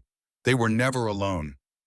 The valley cryptids approached slowly, surrounding Atlas's family with embraces and vocalizations that conveyed joy at reunion. Elderly individuals examined Epsilon's absence with expressions that suggested they'd known and mourned the matriarch. Young ones approached Emma cautiously, curious about the human child arriving in their sanctuary. One elder cryptid separated from the group, approaching Kate directly. It moved with authority that suggested leadership, and when it reached her, it extended hand in gesture that mirrored Hayes's farewell. Kate shook the offered hand, meeting eyes that held intelligence equal to her own. The elder cryptid signed with practiced fluidity. Epsilon spoke of you, said you were different, human with cryptid soul. Kate's throat tightened. I helped create the prison she died escaping, and you helped destroy it. The elder's signing continued with patient clarity. That is enough. The cryptid community absorbed Atlas's family with efficiency, suggesting they'd welcomed refugees before. Beta and her infant received immediate attention from individuals clearly experienced in childcare. Gamma and Delta were guided towards structures where they could rest properly for the first time since captivity began. Atlas remained beside Kate, reluctant to abandon the humans who'd helped liberate them. Marcus pulled Kate aside, voice low. "We can't stay here. Our presence endangers them." "I know." Kate studied the valley, counting perhaps 40 cryptids total. Significant population, but vulnerable if government programs located them. Project Titan will eventually trace our path. When they do, this entire community becomes target. Then we lead them away, draw pursuit back towards civilization.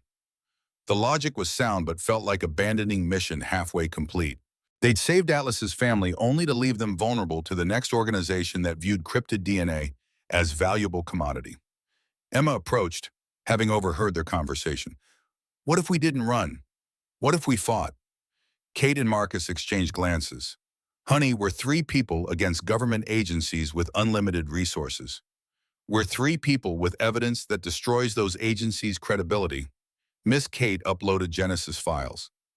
"Everyone knows about the experiments now. Public opinion matters." The child's insight struck with unexpected force. Emma was suggesting they weaponize transparency rather than hiding in wilderness forever. If they could keep Project Titan's activities public, force congressional oversight, then cryptid communities might achieve protection through political pressure rather than geographical isolation. That means testifying, hearings, becoming public figures who can't disappear. Marcus's voice carried understanding of cost that strategy demanded. "Emma, your face would be everywhere. No more privacy. No more normal childhood. Normal ended when Genesis kidnapped me. At least this way, Epsilon's death means something beyond our survival." Kate studied the girl, seeing determination that reminded her of herself decades ago, before Genesis had taught her that good intentions couldn't overcome institutional evil. Emma still believed systems could be reformed, that exposing corruption would trigger justice rather than more sophisticated concealment. Maybe the child's optimism deserves support rather than cynical dismissal. If we testify publicly, other organizations will target us aggressively. Not just capture, but elimination. We become threats requiring permanent removal. Emma's jaw set with resolution beyond her years. Then we make ourselves too visible to kill quietly. Media attention, congressional protection, public advocacy. They can't disappear people when millions are watching. Marcus looked at his daughter with expression mixing pride and terror. "You understand, this means we can never stop. No retiring from activism. No quiet life afterward." Epsilon couldn't stop either. She fought until she died, giving us chance to escape. "Least I can do is use that chance fighting for the community she saved." Kate felt something shift in her chest, recognition that Emma represented everything Genesis had tried to destroy. Empathy weaponized not against victims, but against perpetrators. The girl had endured psychological torture, measuring her compassion, and now she was proposing to transform that compassion into political force that might actually protect beings who'd shielded her. "All right, we testify, but we do it strategically." Kate began planning while exhaustion made thinking difficult. Congressional hearings first, establishing official record, then media campaign, building public awareness. Finally, legislative advocacy, pushing for cryptid rights protections. And when Project Titan comes for us, we make sure cameras are rolling when they arrive.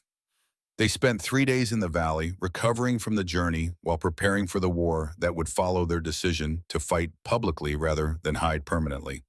The cryptid community provided shelter, food, and medical care that exceeded anything Kate had expected from population living without modern technology. The elder cryptid, whose name translated roughly as Mountain Heart, explained their survival strategy through signing and gestures Kate learned to interpret. They'd lived hidden for generations, avoiding human contact while monitoring civilization's expansion with careful attention. Genesis had discovered Epsilon's family through unfortunate chance, but the valley community remained unknown because they maintained strict isolation protocols. Kate's presence represented the first time they'd welcomed humans into their sanctuary. Decision Mountain Heart had made specifically because Epsilon's final communication had vouched for Kate's character before the matriarch's death. On the fourth day, they prepared to depart. Atlas and its family would remain in the valley, raising Beta's infant in community that could provide protection Kate couldn't offer. The separation felt more painful than Kate had anticipated, having bonded with the cryptids through trauma that forged connection deeper than species difference. Emma embraced Atlas carefully, the child barely reaching the cryptid's chest. "Thank you for saving me, for protecting me when you didn't have to." Atlas knelt, bringing its face level with Emma's, and signed slowly. "You protected us too, by choosing to fight."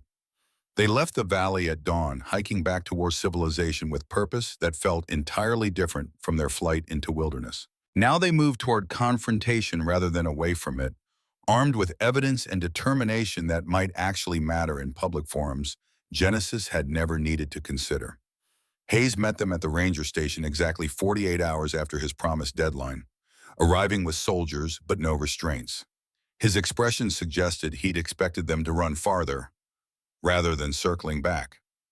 "Dr. Morrison, I underestimated you." "Most people do." Kate handed him a tablet containing comprehensive documentation of their journey, evidence that would support testimony while protecting the valley's location through strategic omissions. "We're ready to testify. Congressional hearings, media interviews, whatever achieves maximum public exposure." Hayes studied the tablet, scrolling through files with expression that cycled between respect and concern. "You understand Project Titan and others will view this as declaration of war? Public testimony makes you permanent targets. Then we'll be targets worth protecting." Kate met his eyes steadily. "Epsilon died buying her family's freedom. I plan to ensure her sacrifice achieves systemic change, not just temporary safety." Hayes nodded slowly, respect evident despite his military training, suggesting he should discourage civilian interference in classified programs. "I'll arrange secure transport to Washington. Congressional oversight committees will want you there within 72 hours. They flew to Washington in military transport, watching mountains shrink below them as civilization expanded across the landscape. Emma pressed against the window, studying geography that represented battleground they'd chosen to enter. The girl's voice emerged quiet but determined. "Miss Kate, do you think we'll win?" Kate considered lying, offering reassurance that would comfort child who had already been lied to extensively by adults claiming authority. But Emma deserved truth, however uncertain. "I think we'll fight with everything we have. Sometimes that's enough. Sometimes it isn't. But the fighting matters regardless of outcome." Emma nodded, accepting the ambiguity that came with battles waged against forces larger than individual will. She'd survived Genesis' captivity. She'd witnessed Epsilon's sacrifice. She'd walked 200 miles through mountain wilderness to reach sanctuary. Whatever came next, the girl had already proven herself capable of enduring while maintaining compassion that Genesis had tried to quantify and failed to destroy. They landed in Washington as sunset painted the capital in shades that made monuments appear fragile despite marble construction. Kate stepped onto tarmac with full understanding that she'd crossed threshold into conflict that would define remaining decades of her life. But Atlas's family was safe. Emma had chosen purpose over trauma.